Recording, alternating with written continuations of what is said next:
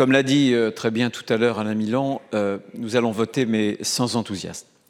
Ce ne sera pas un vote d'adhésion, ce sera un vote de responsabilité. Pourquoi? Parce que nous avons des réserves. Ce sont des réserves qui sont sérieuses. La première d'entre elles, un certain nombre d'entre nous l'ont souligné, c'est d'abord que ces mesures sont essentiellement financées par de la dette, à 60%. La dette d'aujourd'hui, ce sont les impôts de demain et ce sont d'autres gilets jaunes d'après-demain.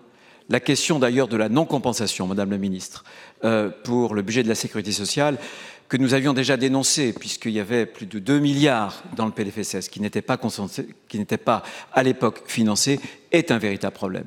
La deuxième raison, c'est que ces mesures vont créer des déceptions.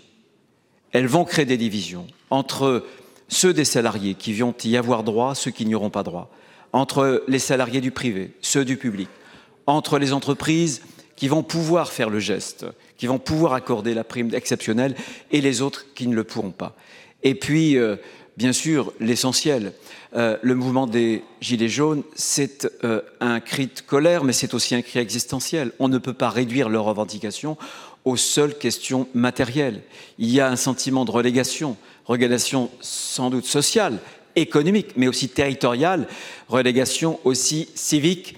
Notre président de la Commission des affaires sociales a parlé d'abaissement. Oui, un sentiment d'abaissement est là et il faudra bien autre chose pour que ce problème puisse être réglé au fond. Alors, sans doute que nous allons voter sans enthousiasme avec cet esprit qui nous caractérise de responsabilité pour deux raisons. La première,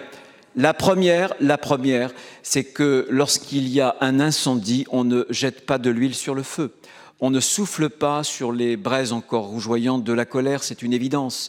Et puis l'autre raison qui est aussi grave, au moment où c'est la légitimité qui est atteinte, et pas seulement celle du président de la République ou du gouvernement, mais la légitimité de tous les élus, je pense qu'il n'y aurait rien de pire de vider de sa substance, de toute portée concrète, les annonces qu'a fait le président de la République française. C'est la raison pour laquelle, avec cet esprit de responsabilité, nous allons voter ce texte.